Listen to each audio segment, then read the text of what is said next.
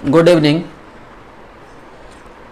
अभी हम इस वीडियो में सेट 2 जो हम सेट बनवाते हैं, अभी तक आपको सेट 7, 8, 9 बनवा चुके हैं और 1 बनवा चुके हैं। 7, 8, 9 बनवा चुके हैं और सेट 1 यानी 4 सेट अभी तक आपको बनवा चुके हैं।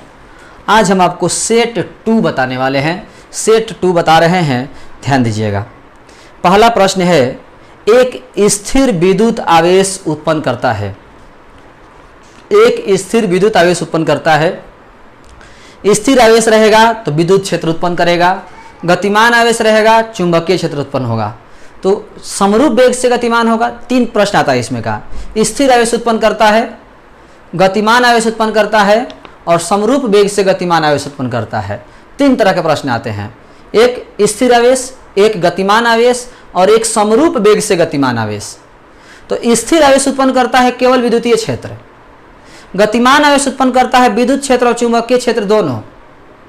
स्थिर आवेश उत्पन्न करता है केवल विद्युतीय क्षेत्र, गतिमान आवेश उत्पन्न करता है विद्युत क्षेत्र और चुंबकीय क्षेत्र दोनों, और समरूप वेग से गतिमान आवेश उत्पन्न करता है केवल चुंबकीय क्षेत्र।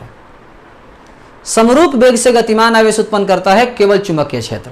फिर से एक बार, स्थिर आवेश उत्पन्न करता है केवल विद्युतीय क्षेत्र, गतिमान आवेश उत्पन्न करता है विद्युत क्षेत्र और चुंबकीय क्षेत्र दोनों, समरूप वेग से गतिमान आवेश केवल चुंबकीय क्षेत्र उत्पन्न करता है। याद रखिएगा, एक ऑब्जेक्टिव में 3 ऑब्जेक्टिव हम आपको बता दिए। दूसरा है, एक बिंदु आवेश Q से R दूरी पर विद्युत क्षेत्र की तीव्रता का परिमाण कितना होता है। किस बिंदु आवेश के कारण Q से R दूरी पर विद्युत क्षेत्र की तीव्रता का परिमाण 1/4πε0 इंटू Q/R² होता है। 1/4πε0 इंटू Q/R² होता है। उसके बाद है तीसरा, स्थिर विद्युतीय क्षेत्र होता है। स्थिर विद्युतीय क्षेत्र होता है, संरक्षी होता है बहादुर। विद्युतीय बल, चुंबकीय बल, आप लोगों को 11th में पढ़ना था। बल 2 प्रकार का होते हैं, संरक्षी और असंरक्षी।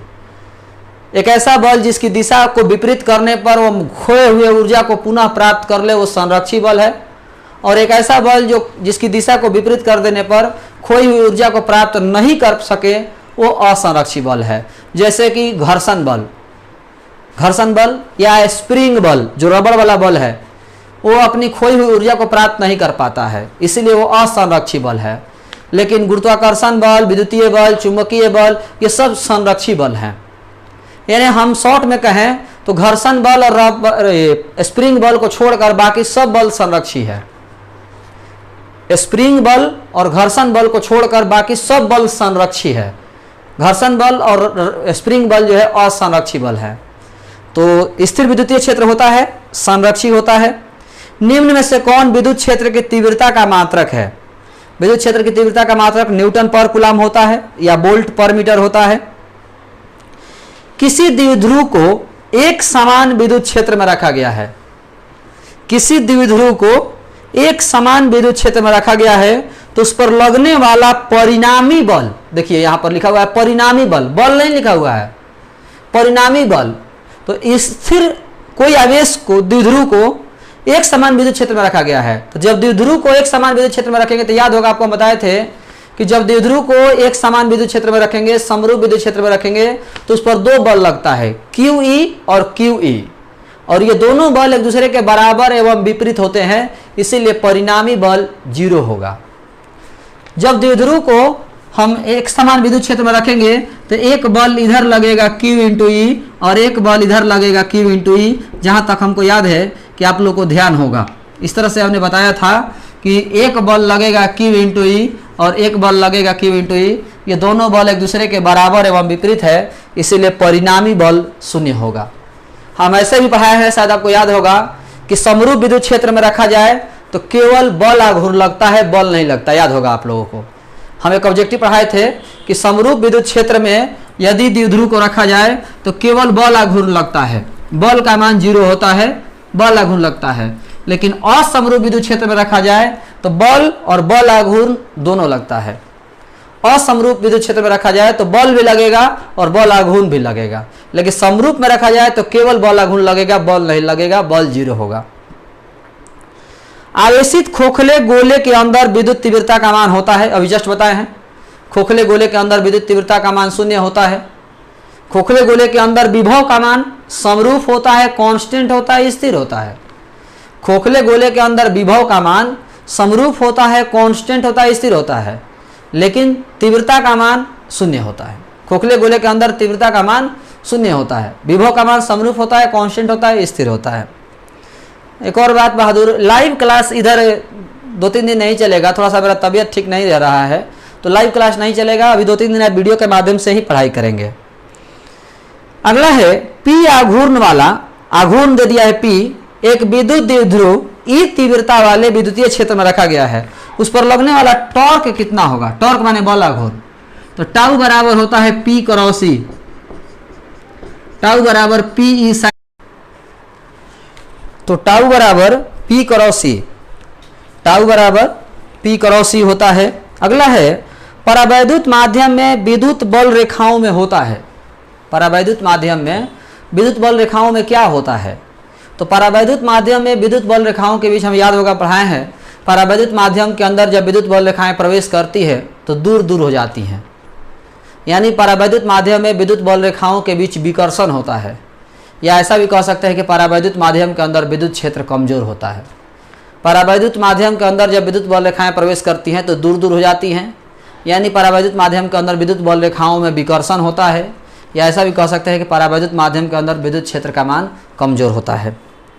विद्युत आवेशों के बीच लगने वाला बल दिया जाता है। विद्युत आवेशों के बीच लगने वाला बल किस नियम से दिया जाता है? तो कूलाम के नियम से दिया जाता है। विद्युत आवेशों के बीच लगने वाला जो बल है वो कूलाम के नियम से दिया जाता है। कूलाम के नियम से विद्युत आवेशों के बीच लगने वाला बल दिया जाता है। इसके बाद किसी विद्युत रोधी माध्यम का परावैद्युतांक एप्सिलॉन आर हो सकता है, यह हम बता चुके हैं। प्रश्न आपको याद होगा कि एप्सिलॉन आर का मान 1 से लेकर अनंत तक होता है, तो 1 से अनंत के बीच में 5 ऑप्शन दिया हुआ है, बाकी 3 वो जो ऑप्शन है वो 1 से अनंत के बीच में नहीं है, 1 से कम है, -1, 0 और 0.5, ये 1 से कम है, और एप्सिलॉन आर का मान 1 से अनंत तक होता है, तो 1 से अनंत के बीच में 5 दिया हुआ है, इसलिए 5 होगा। इसके बाद 11 नंबर प्रश्न है, समरूप विद्युत क्षेत्र में एक प्रोटॉन एवं एक इलेक्ट्रॉन स्थित है, उनके त्वरण का अनुपात क्या होगा? त्वरण का सूत्र होता है A बराबर E इंटू ई बटा में m, E इंटू ई बटा में m, चाहे Q इंटू ई बटा में m। तो विद्युत क्षेत्र और आवेश दोनों समान होगा, इलेक्ट्रॉन का भी आवेश उतना ही होता है, प्रोटॉन का भी आवेश उतना ही होता है, विद्युत क्षेत्र भी समान दिया है, तो बच गया द्रव्यमान। तो पहले प्रोटॉन दिया है, तो AP ये हो जाएगा MP, और AE बराबर हो जाएगा Q इंटू ई बटा में ME, भाग दे देंगे तो Q कट जाएगा, ME चल जाएगा ऊपर, यानी ये त्वरण, प्रोटॉन का त्वरण बटा में इलेक्ट्रॉन का त्वरण बराबर हो जाएगा इलेक्ट्रॉन का द्रव्यमान बटा प्रोटॉन का द्रव्यमान, इलेक्ट्रॉन का द्रव्यमान बटा प्रोटॉन का द्रव्यमान, यानी ME बटा में MP। इसके बाद किसी गोलीय चालक को धन आवेश दिया जाए तो इसका द्रव्यमान क्या होगा? हम बता चुके हैं कि धन आवेश देने का मतलब है उसमें से इलेक्ट्रॉन निकालना, धन आवेश का मतलब उसमें से इलेक्ट्रॉन निकालना, तो इलेक्ट्रॉन निकालेंगे तो आवेश, इलेक्ट्रॉन की संख्या भी कम होगा और आवेश द्रव्यमान भी कम होगा। इलेक्ट्रॉन जब कम होगा तो उसमें इलेक्ट्रॉन की संख्या में कमी हो जाएगी, द्रव्यमान में भी कमी हो जाएगी। ऋण आवेश देंगे तो इलेक्ट्रॉन की संख्या में भी वृद्धि होगी, द्रव्यमान में भी वृद्धि होगी। फिर से एक बार, किसी भी वस्तु पर जब हम धन आवेश देंगे, जब किसी वस्तु पर धन आवेश देंगे तो उसमें से इलेक्ट्रॉन निकालेंगे, इलेक्ट्रॉन निकालेंगे तो उसका द्रव्यमान भी घटेगा, इलेक्ट्रॉन की संख्या भी घटेगा। ऋण आवेश देंगे तो उसमें इलेक्ट्रॉन बढ़ाएंगे तो इलेक्ट्रॉन की संख्या बढ़ेगा, द्रव्यमान भी बढ़ेगा। धातुओं का परावैद्युतांक होता है, अभी जस्ट बताए हैं, धातुओं के परावैद्युतांक एप्सिलॉन आर का मान अनंत होता है। द्विध्रुव आघूर्ण का मात्रक होता है, डेबाई और कूलाम मीटर दोनों होता है। द्विध्रुव आघूर्ण का मात्रक एसआई मात्रक कूलाम मीटर होता है, व्यवहारिक मात्रक डेबाई होता है। तो यहाँ पर यह नहीं पूछा है कि एसआई मात्रक, केवल मात्रक पूछा है, तो डेबाई भी हो जाएगा, कूलाम मीटर भी हो जाएगा। द्विध्रुव आघूर्ण का मात्रक डेबाई और कूलाम मीटर दोनों होता है। खोखले गोलीय चालक के अंदर बल रेखाएं होती हैं, ऑप्शन है दूर दूर, नजदीक नजदीक, दोनों। तो खोखले गोलीय चालक के अंदर बल रेखाएं बहादुर प्रवेश से नहीं करती हैं, तो जब प्रवेश से नहीं करती हैं तो दूर दूर और नजदीक नजदीक का सवाल कहाँ होता है? खोखले चालक के अंदर विद्युत बल रेखाएं प्रवेश ही नहीं करती हैं, और जब प्रवेश ही नहीं करती हैं तो दूर दूर क्या और नजदीक नजदीक क्या है? कोई मतलब ही नहीं है। तो तो खोखले गोलीय चालक के अंदर बल रेखाएं प्रवेश नहीं करती हैं, नहीं नज़दीक या दूर दूर का बातें नहीं है, नॉन ऑफ दीज हो जाएगा। इसके बाद सब्जेक्टिव प्रश्न है, एक लॉन्ग क्वेश्चन है, एक समान विद्युत क्षेत्र में स्वतंत्र रूप से निलंबित माने लटकना विद्युतीय द्विध्रुव पर लगने वाला बल आघूर्ण का व्यंजक प्राप्त करें। एक समान विद्युत क्षेत्र में इस स्वतंत्र रूप से निलंबित विद्युतीय द्विध्रुव पर लगने वाला बल आघूर्ण का व्यंजक प्राप्त करें, मतलब इसी सूत्र को निकालने के लिए जो थ्योरी हम पढ़ाए हैं वो पूरा थ्योरी आपको लिखना पड़ेगा। ये सूत्र जो हम प्रूफ कराए हैं इसी सूत्र को प्रूफ करने के लिए कह रहा है। इसके बाद अगला प्रश्न है, एक विद्युत द्विध्रुव को एक समान विद्युत क्षेत्र में रखा गया है, चित्र से दर्शाएं कि उसमें रैखिक गति नहीं होती है। थोड़ा सा इस प्रश्न को घुमा के पूछा है, चित्र से दर्शाएं कि उसमें रैखिक गति नहीं होती। रैखिक गति कब होगा? जब बल लगेगा। अघूर्णन गति कब होगा? जब बल आघूर्ण लगेगा। रैखिक गति कब होगा? जब बल लगेगा। बल लगेगा तो रैखिक गति होता है और वस्तु दूरी तय करता है। बल आघूर्ण लगेगा तो वस्तु में घूर्णन गति होता है, वस्तु कोण तय करता है। तो यहां पर कह रहा है कि सिद्ध कीजिए कि समरूप विद्युत क्षेत्र में रखा जाएगा तो उसमें रैखिक गति नहीं होगी, यानी उस पर बल नहीं लगेगा। तो अभी जस्ट हम बताए हैं कि समरूप विद्युत क्षेत्र में रखते हैं तो बल नहीं लगता है, केवल बल आघूर्ण लगता है। समरूप विद्युत क्षेत्र में रखेंगे तो केवल बल आघूर्ण लगेगा, बल नहीं लगेगा। बल नहीं लगेगा तो रैखिक गति नहीं होगी, यानी केवल यही वाला चित्र आपको बना के दिखाना है। कह रहा है कि चित्र से दर्शाइए, तो केवल आपको ये चित्र बना देना है, बस केवल चित्र बना करके छोड़ देना है। ये चित्र आपको बना करके ये छोड़ देना। ये जो चित्र हम पढ़ाए हैं आप लोगों को, ये चित्र बना करके छोड़ देना है। यही है आपका। समरूप विद्युत क्षेत्र में रखा जाए तो उस पर केवल बल आघूर्ण लगता है, बल नहीं लगता। बल लगेगा जीरो, अब बल जीरो होगा तो रैखिक गति नहीं होगी। दो विद्युत बल रेखाएं एक दूसरे को कभी नहीं काटती हैं, क्यों? इसका आंसर भी आपको हम बता चुके हैं। दो विद्युत बल रेखाएं एक दूसरे को कभी क्यों नहीं काटती हैं? हवा में एक दूसरे से कुछ दूरी पर स्थित दो बिंदुओं ए और बी पर दो बराबर ऋणात्मक आवेश है, उनके लिए बल रेखाएं खींचें। दो ऋण आवेश स्थित है, एक ऋण आवेश यहाँ है और एक ऋण आवेश यहाँ है। दोनों के लिए बल रेखाएं दिखाना है तो दोनों में बल रेखाएं प्रवेश करता हुआ दिखाया जाएगा। दोनों में बल रेखाएं प्रवेश करता हुआ दिखाया जाएगा, क्योंकि धनात्मक रहता है तो बाहर निकलता है, ऋणात्मक होता है तो प्रवेश करता है। इस तरह से आपको दिखाना पड़ेगा। ये दोनों पर धन आवेश होता तो तीर का चिन्ह बाहर की तरफ हो जाता था। दोनों में धन आवेश होता तो तीर का चिन्ह दोनों में और बाहर की तरफ हो जाता। किसी बिंदु पर विद्युत क्षेत्र की तीव्रता को परिभाषित करें। किसी बिंदु पर विद्युत क्षेत्र की तीव्रता क्या होगी बता चुके हैं। किसी भी बिंदु पर विद्युत क्षेत्र की तीव्रता निकालना हो तो विद्युत क्षेत्र की तीव्रता की परिभाषा, किसी बिंदु पर स्थित एकांक आवेश पर लगने वाले बल को उस बिंदु पर विद्युत क्षेत्र की तीव्रता कहा जाता है। विद्युत क्षेत्र की तीव्रता को ई द्वारा सूचित किया जाता है। विद्युत क्षेत्र की तीव्रता बराबर बल बटा आवेश। विद्युत क्षेत्र की तीव्रता एक सदिश राशि है, इसका ऐसा ही मात्रक न्यूटन पर कूलम और बीमा ml square, ml T−3 I−1 होता है। आवेश उत्पन्न करने की विधि की व्याख्या करें। आवेश उत्पन्न करने की दो विधि है, एक प्रेरण विधि और एक चालन विधि। दोनों विधि के बारे में बता चुके हैं, ये आप लिख सकते हैं। इस तरह से आपका सेट 1 समाप्त हुआ। सेट 1 के सभी ऑब्जेक्टिव के आंसर हम एक बार बोर्ड पर लिख दे रहे हैं, आप ध्यान देना है। जिनको समझना होगा उतारना होगा, वीडियो को फिर से देख करके समझ सकते हैं, उतार सकते हैं। आंसर हम एक बार बोर्ड पर लिख दे रहे हैं, ध्यान दीजिएगा। ये आप बोर्ड पर देख सकते हैं। 1 का A, 2 का B, 3 का A, 4 का D, 5 का A, 6 का B, 7 का A, 8 का B, 9 का A, 10 का D, 11 का D, 12 का A, 13 का D, 14 का D और 15 के B। सब्जेक्टिव क्वेश्चन को एक बार फिर से बता दे रहे हैं, जिनको लिखना होगा ध्यान समझिएगा। एक समान विद्युत क्षेत्र में स्वतंत्र रूप से निलंबित विद्युत द्विध्रुव पर लगने वाले बल आघूर्ण का व्यंजक प्राप्त करें। यह आपको एक लॉन्ग क्वेश्चन है। टाउ बराबर P क्रॉस C या टाउ बराबर P साइन थीटा, पूरा शुरू से लेकर लास्ट तक लिख दीजिएगा। दूसरा है कि एक विद्युत द्विध्रुव को एक समान विद्युत क्षेत्र में रखा गया है, चित्र से दर्शाएं कि उसमें रैखिक गति नहीं होती है। रैखिक गति नहीं होती है इसका मतलब बल जीरो है। तो हम जानते हैं कि समरूप विद्युत क्षेत्र में द्विध्रुव को रखेंगे तो उस पर बल नहीं लगेगा, केवल बल आघूर्ण लगेगा। बल नहीं लगेगा मतलब रैखिक गति नहीं होगी। तो इस तरह से आपको समरूप विद्युत क्षेत्र में स्थित एक विद्युत द्विध्रुव को डायग्राम से दिखा देना है। इसके बाद दूसरा है, दो विद्युत बल रेखाएं एक दूसरे को कभी नहीं काटती हैं, क्यों? तो दो विद्युत बल रेखाएं एक दूसरे को कभी नहीं काटती है, इसका आंसर हम आपको कॉपी में लिखवा चुके हैं, बता चुके हैं। हवा में एक दूसरे से कुछ दूरी पर स्थित दो बिंदुओं ए और बी पर दो बराबर ऋणात्मक आवेश है, उनके लिए बल रेखा खींच के हम आपको दिखा चुके थे। विद्युत क्षेत्र की तीव्रता को परिभाषित करें। विद्युत क्षेत्र की तीव्रता की परिभाषा आपको डायरेक्ट कॉपी में मिल जाएगा। और आवेश उत्पन्न करने की विधि दो गो होता है, चालन विधि और प्रेरण विधि। दोनों विधि को लिख लीजिएगा। ये आपका सेट नंबर 2 समाप्त हुआ। अभी हम आपको सेट नंबर 3 बना कर दिखा रहे हैं। सेट नंबर 3 ध्यान दीजिएगा। हम सेट 3 आप लोगों को दिखाने जा रहे हैं। सेट 3 के बारे में ध्यान दीजिएगा।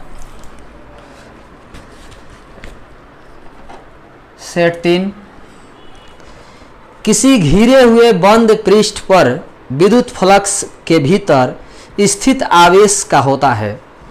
किसी घिरे हुए बंद पृष्ठ पर विद्युत फ्लक्स भीतर स्थित आवेश का होता है 1/ε0 गुना। विद्युत फ्लक्स का मान भीतर स्थित आवेश का 1/ε0 गुना होता है। भीतर स्थित आवेश का 1/ε0 गुना होता है। अनंत लंबाई वाले आवेशित बेलनाकार चालक के अक्ष से r दूरी पर विद्युत क्षेत्र कितना होता है। अनंत लंबाई वाले आवेशित बेलनाकार चालक के अक्ष से r दूरी पर विद्युत क्षेत्र कितना होता है। सूत्र पढ़ा चुके हैं। E बराबर 1/2πε0 इंटू λ/r, यानी λ/2πε0 इंटू r, यानी 2 का b हो जाएगा। इसको हम सजा के लिख सकते, जैसे प्रश्न में दिया है वैसे अनुसार, तो 2πε0 इंटू r ऐसे लिखा हुआ है। एक आवेशित चालक के सतह पर किसी बिंदु पर विद्युत क्षेत्र होगा। आवेशित चालक के विद्युत क्षेत्र अभी जस्ट बताए हैं, याद होगा समविभव के बारे में। प्रत्येक आवेशित चालक एक समविभव होता है। अब विद्युत तीव्रता समविभव के लंबवत होती है।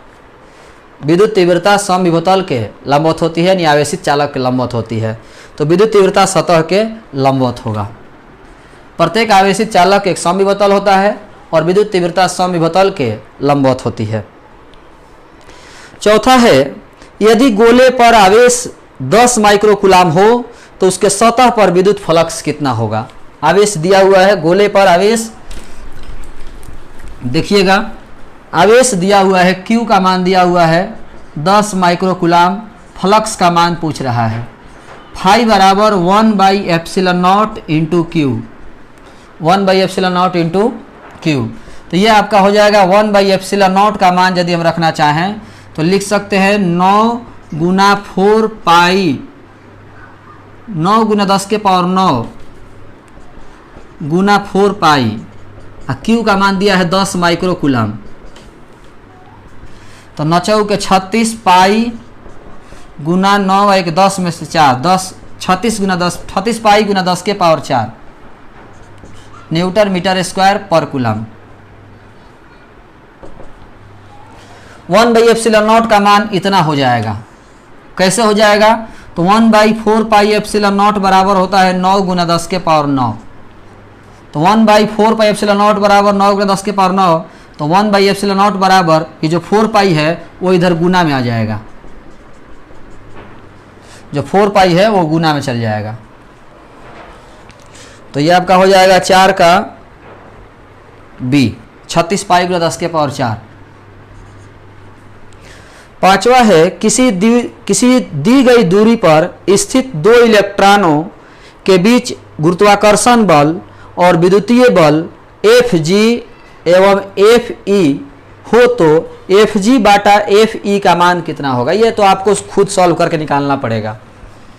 दो इलेक्ट्रॉन के बीच गुरुत्वाकर्षण बल और विद्युतीय बल का अनुपात क्या होगा। दो इलेक्ट्रॉन के बीच गुरुत्वाकर्षण बल और विद्युतीय बल का अनुपात कितना होगा। तो गुरुत्वाकर्षण बल हो जाएगा G into M E into M E बटा आर स्क्वायर, और विद्युतीय बल हो जाएगा K इंटू ई बटा में आर स्क्वायर कट जाएगा। G का मान 6.67 गुना 10 के पावर -11, एम ई का मान 9.1 गुना 10 के पावर -31, एम ई का मान 9.1 गुना 10 के पावर -31 बटा 9 गुना 10 के पावर 9, 1.6 गुना 10 के पावर -19, 1.6 गुना 10 के पावर -19। यही आपको सॉल्व करके निकाल देना है जो भी इसका आंसर आएगा। -31 -31 -62 -62 -11 -73 में से 19 38 घट जाएगा तो यानी 38 दूनी 76 यानी 3 यानी 35 यानी 35 और ये 9 ऊपर चल जाएगा -44 यानी 10 के पावर -44 इसका आंसर हो जाएगा लगभग में। 10 के पावर -44 ऑप्शन में नहीं दिया हुआ है, तो डी को आप 10 के पावर -44 बना दीजिएगा। ऑप्शन में 42 दिया हुआ है, 10 के पावर 44 हो जाएगा। 10 के पावर -44 सॉल्व कर लेना है, सॉल्व कर लीजिएगा। इसके बाद में किसी बंद सतह के अंदर n विद्युत द्विध्रुव हो, ये तो ऑब्जेक्टिव में डायरेक्ट कॉपी में मिल जाएगा। किसी बंद सतह के अंदर n विद्युत द्विध्रुव हो तो बंद सतह से निकलने वाला कुल विद्युत फ्लक्स का मान शून्य होगा। हम बता चुके हैं कि बंद सतह के अंदर यदि विद्युत द्विध्रुव हो तो उससे निकलने वाला फ्लक्स का मान शून्य होता है, डायरेक्ट आपको कॉपी में भी मिल जाएगा। इसके बाद में 7वां है एल लंबाई की भुजा वाले एक घन के केंद्र पर Q आवेश स्थित है। घन के केंद्र पर Q आवेश स्थित है, तो घन के किसी एक पृष्ठ से, घन में 6 गो पृष्ठ होता है, तो 6 सतह से गुजरने वाला फ्लक्स होगा फाई बराबर 1/ε0 इंटू Q। 6 गो सतह से, तो एक सतह से तो 6 से भाग दे देंगे, 1/6 गुना 1/ε0 इंटू Q। एक सतह से 6 गो से निकलने वाला इतना होगा, एक सतह से 6 से भाग दे देंगे, यानी इसका ऑप्शन हो जाएगा Q बटा में 6ε0, यानी ऑप्शन नंबर बी, 7 का बी 6 का ए। घन से निकलने वाला फ्लक्स टोटल इतना, एक वर्ग से तो 6 से भाग दे दिए। आवेश के किसी समतल चादर जिसका पृष्ठ घनत्व सिग्मा है समीप। 8 नंबर प्रश्न है, आवेश की एक समतल चादर जिसका पृष्ठ घनत्व सिग्मा है, आवेश की एक समतल चादर जिसका पृष्ठ घनत्व सिग्मा है के समीप r दूरी पर विद्युत क्षेत्र की तीव्रता कितनी होगी। r दूरी पर विद्युत क्षेत्र की तीव्रता कितनी होगी। तो बहादुर हम आपको बता दें, ये गॉस प्रमेय का अनुप्रयोग नंबर 3 है। गॉस प्रमेय का अनुप्रयोग नंबर 3, आवेश की समतल चादर के कारण किसी बिंदु पर विद्युत तीव्रता का समीकरण 1/2 sigma by epsilon not, 1/2 sigma by epsilon not यानी 8 का ए हो जाएगा। विद्युत फ्लक्स की विमा कितनी होती है, तो ml/q T inverse 3 I inverse, ml/q T inverse 3 I inverse यानी 9 का बी डायरेक्ट आप लिख सकते हैं। 10 नंबर प्रश्न है, यदि एक छोटे विद्युत द्विध्रुव के अक्ष पर केंद्र से r दूरी पर विद्युत क्षेत्र E1 है, अक्ष पर विद्युत तीव्रता का सूत्र पढ़े होंगे 1/4 पाई एप्सिलॉन नॉट 2p बटा में r/q, ये हमारा सूत्र होता है अक्ष पर।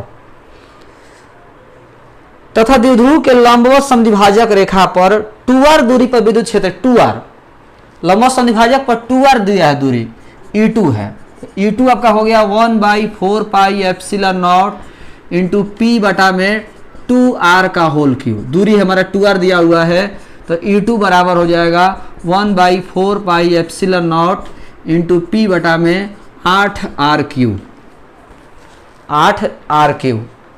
ये हमारा अक्ष पर हो गया, ये हमारा लंबवत समद्विभाजक पर हो गया, दोनों को भाग दे देंगे तो E1 बटा E2 बराबर हो जाएगा, यदि आप भाग दे के देखिएगा तो 16 हो जाएगा। E1 बटा E2 बराबर क्या हो जाएगा 16, तो E2 बराबर हो जाएगा E1 बटा में 16, E2 बराबर E1 बटा में 16। कैलकुलेशन को समझ लीजिए, r दूरी पर अक्ष पर विद्युत तीव्रता इतना है, 2r दूरी पर लंबवत समद्विभाजक पर विद्युत तीव्रता इतना होगा, अनुपात निकाल दिए E1 बटा E2 बराबर 16, तो E2 बराबर E1 बटा में 16। इसमें ऑप्शन में E2 बराबर E1 बटा में 16 नहीं दिया हुआ है क्योंकि माइनस दिया हुआ है। तब हम आपको बता दें, याद होगा कि अक्ष पर विद्युत तीव्रता की दिशा ऋण आवेश से धन आवेश की ओर होती है, अक्ष पर विद्युत तीव्रता की दिशा ऋण आवेश से धन आवेश की ओर होती है, और लंबवत समद्विभाजक पर विद्युत तीव्रता की दिशा धन आवेश से ऋण आवेश की ओर होती है। लंबवत समद्विभाजक पर विद्युत तीव्रता की दिशा धन आवेश से ऋण आवेश की ओर होती है, और अक्ष पर होती है ऋण आवेश से धन आवेश की ओर, यानी अक्ष पर विद्युत तीव्रता की दिशा लंबवत समद्विभाजक के विपरीत होती है। विपरीत का मतलब माइनस, लंबवत समद्विभाजक पर विद्युत तीव्रता की दिशा अक्ष के विपरीत दिशा में होगी, इसीलिए माइनस हुआ है। तो E2 बराबर माइनस E1 बटा में 16, बी नंबर इसका आंसर हो गया। बहुत बेहतरीन प्रश्न आपका मिला, बहुत बेहतरीन, थोड़ा सा हाई कंसेप्चुअल प्रश्न था, कि अक्ष पर विद्युत तीव्रता r दूरी पर इतना, लंबवत समद्विभाजक पर विद्युत तीव्रता 2r दूरी पर इतना, भाग दे दिए तो E1 बटा E2 बराबर 16, तो E2 बराबर E1 बटा में 16। लेकिन चूंकि माइनस दिया हुआ है तो माइनस इसलिए लिखा जाएगा क्योंकि अक्ष पर विद्युत तीव्रता ऋण आवेश से धन आवेश की ओर होती है और लंबवत समद्विभाजक पर विद्युत तीव्रता धन आवेश से ऋण आवेश की ओर होती है, यानी उल्टा होती है, इसीलिए माइनस हुआ है। अब बात करते हैं सब्जेक्टिव प्रश्न के बारे में। एक विद्युतीय द्विध्रुव के कारण निरक्षीय बिंदु पर विद्युत क्षेत्र की तीव्रता का व्यंजक प्राप्त करें। निरक्षीय का मतलब लंबवत समद्विभाजक। लंबवत समद्विभाजक पर विद्युत तीव्रता की विद्युत क्षेत्र की तीव्रता की व्यंजक पूछ रहा है कि लंबवत समद्विभाजक पर विद्युत क्षेत्र की तीव्रता का सूत्र क्या होगा, यह निकालिए। यानी ये वाला सूत्र आपको सिद्ध करने के लिए कह रहा है, E बराबर 1/4 पाई एप्सिलॉन नॉट P बटा में आर क्यू। निरक्षीय स्थिति में, लंबवत समद्विभाजक स्थिति में विद्युत तीव्रता का सूत्र यही होता है। इसी सूत्र को सिद्ध करने के लिए कह रहा है, डायरेक्ट आपको कॉपी में मिल जाएगा। लंबवत समद्विभाजक पर विद्युत तीव्रता का सूत्र जो है निकलवाए हैं कॉपी में, डायरेक्ट मिल जाएगा। विद्युत द्विध्रुव के कारण बिंदु P r थीटा पर विद्युत तीव्रता की गणना कीजिए। यह भी सूत्र, r थीटा का मतलब r दूरी और थीटा कोण, r दूरी और थीटा कोण एक सूत्र पढ़ाए हैं, E बराबर 1/4 pi epsilon nought into P बटा में R Q √3 cos square theta plus 1। ये r दूरी और थीटा कोण पर यही आपका विद्युत तीव्रता का सूत्र हो जाएगा। E बराबर 1/4 पाई एप्सिलॉन नॉट P बटा में R Q √3 cos square theta plus 1। ये आपको कॉपी में पढ़ाए हैं, डायरेक्ट इस सूत्र को सिद्ध कर दीजिएगा।